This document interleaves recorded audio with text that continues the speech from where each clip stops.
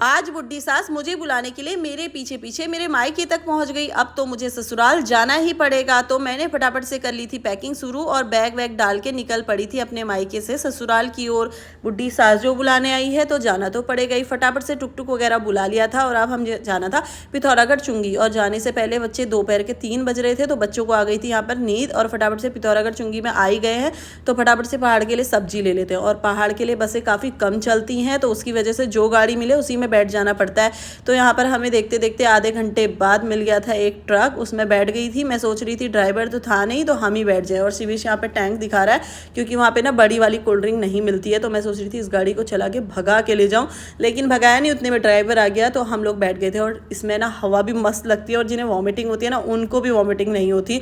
तो दोपहर का टाइम था यार, नींद आ रही थी। देखो टेढ़े मेढ़े करके जैसे तैसे हम फिट हो गए थे और गाड़ी वाले अंकल ने हमें फिलहाल यहाँ पर आके उतार दिया। तो यहाँ पे से ना अंदर नहीं जाती गाड़ी, तो उसके लिए हमें या तो बुकिंग के लिए दूसरी बुलानी पड़ती है या फिर कभी कभार मिल भी जाती है। तो 8 किलोमीटर अंदर हमारा गांव है। तो हम बैठ गए थे गाड़ी में और ये रहे पहाड़ के खूबसूरत खूबसूरत घर और हम चल दिए थे घर में। और हवा लग रही थी ना जैसे गाड़ी में।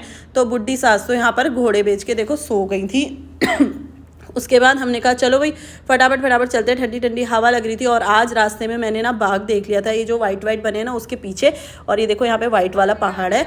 उसके बाद जैसे ही पहुँचे ना देखो घर में सारे लोग लेने के लिए आ गई थी। मेरी बानर से ना हमें लेने के लिए शिवेश की बुआ चाचा सब लोग आ गए थे। और पहले से ही ना जब हम नदी से आते थे तब भी ये लोग हमें वहाँ लेने आ जाते। और आजकल तो चलो चलना कम है। तो उसके बाद सब लोग ने पैर वैर छुए और भाई मायके से आ गए हैं ससुराल की ओर दोस्तों। तो मायके से आने का दुख तो लगता ही है, लेकिन ससुराल पहुंच के ना काफ़ी ज़्यादा अच्छा लगता है क्योंकि बच्चे हैं। तो देखो बुआ लोग के पास बच्चे चल दिए और ये पुल ना यहाँ से नाला पानी का आता है तो उसकी वजह से टूट गया आपदा में। तो उसके बाद चलो भाई हमें थोड़ा सा दुखी है, लेकिन पतिदेव देखो कितना मुस्कुरा रहे क्योंकि अपने घर जो पहुंच गए हैं। उसके बाद मैंने डाल दिया था बैग और आगे आगे बुआ बच्चों को लेके चली गई थी। तो चलो भाई चलते हैं और आपको दिखाते हैं अपने ससुराल की ओर लेके चलते। तो जाते ही ना हमारे यहाँ पर 2 ही मिनट चलना पड़ता है, वैसे ज़्यादा दूर नहीं है। आजकल तो चलना बिल्कुल कम हो गया, नहीं तो नदी से होकर आना पड़ता था। तो रोड की वजह से अब आसान हो गया। और आते ही हमारा गोट पड़ता है तो हम सबसे पहले अपनी बकरियों से मिले। उसके बाद ढेर सारी हमारे पास गाय हैं तो गाय वगैरह से मिलने के बाद ही घर जाएंगे।